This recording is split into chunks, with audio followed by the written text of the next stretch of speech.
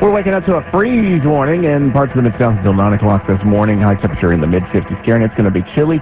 Need something warm to eat, something warm to drink. Yeah, you got to talk about some coffee. Now, Tim is not much of a coffee drinker. I enjoy my coffee, and I was so delighted that a recent study was out that actually was extolling the virtues of coffee, because sometimes, there's a new study out every day. You don't always get something good for what you like. Medical expert Dr. Russell Skinner joins us this morning. Good morning, Doctor. How are you? Good morning. Fine. How are you? We're good. Well, we're cold here in Memphis. It's pretty chilly here, but like Tim said, a good cup of coffee will get you nice and warm. And I guess it's okay because a new study out shows that a daily coffee habit could lead to longevity.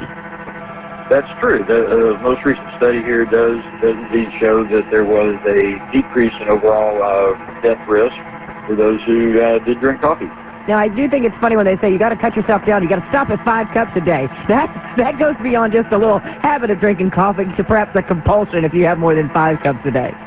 That seems to be a lot of coffee. But the other thing to remember is the size of cups of coffee that people typically drink. They kept these studies pretty regimented as to the cup size.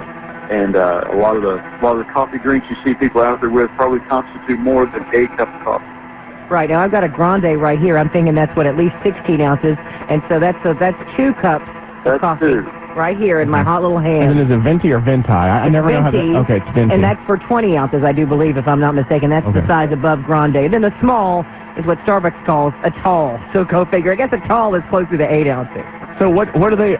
So this is a significant... Are we looking at, 10, 20% decrease in the mortality risk? I guess it was 15%. Okay, and we're talking premature mortality, of course. We don't know of anybody on record that hasn't died at some point in the past. I guess I don't know.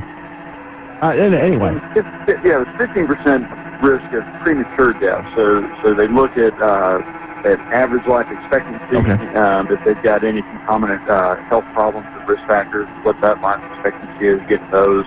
And did the people that drank coffee, there was 15% increased risk that they died earlier than expected. This is Dr. Russell Skinner. Now, I guess what they don't take into account is, like you mentioned, some of the coffee drinks. If I go in and get some frou-frou latte drink with all kinds of this, that, and the other in the mix, I'm adding so many calories and a lot of sugar to my diet. If you start adding artificial sweeteners, then you've got a whole other situation going on. So I guess you got to be a little careful with your coffee selection so that you're not causing yourself other kinds of problems.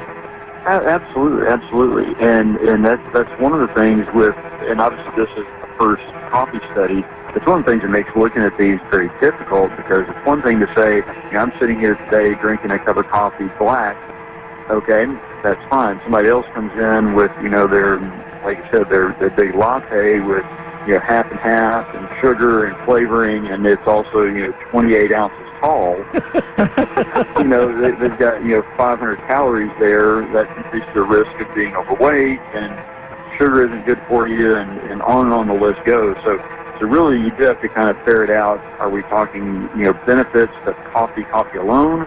Or are we talking benefits of how the masses drink coffee? And obviously in the study it's going to be more controlled than that, so they're looking at literally just coffee. The thing I thought was really neat about this is that it didn't matter if it's decaf or not.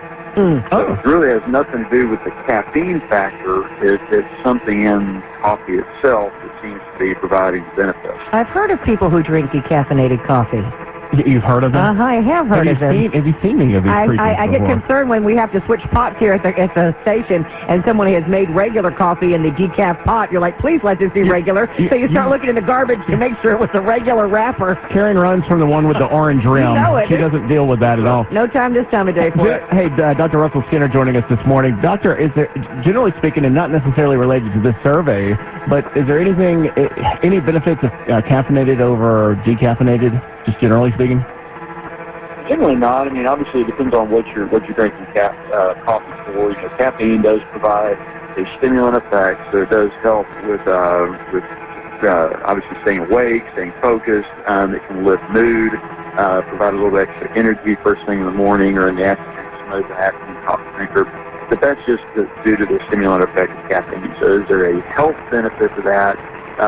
Probably not so much that there's a health benefit, but obviously there can be some mood and activity and mental clarity benefits to that.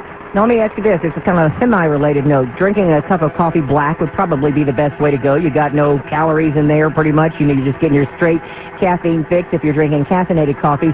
Do you recommend artificial sweetener or sugar or neither? I like a little sugar in my coffee personally.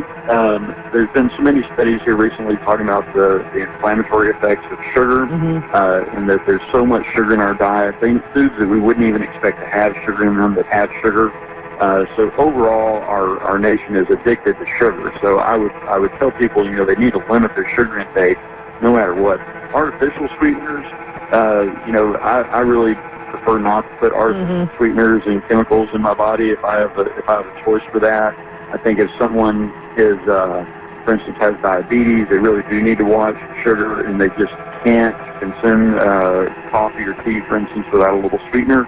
Then using a more natural sweetener such as honey, or down in the south we like agave nectar. That's another natural sweetener that can be used. It has a much lower glycemic index than straight processed sugar. Artificial sweeteners like Splenda are probably the best if you're going to use an artificial sweetener, but even those I would recommend. All right, Dr. Russell Skinner, thank you for joining us this morning. Learned a little bit about coffee this morning, a little knowledge as Karen sips over there. Thanks for joining us. As Karen gulps her coffee. Thank you very much. Thank you, sir. Thank you, Dr. Skinner.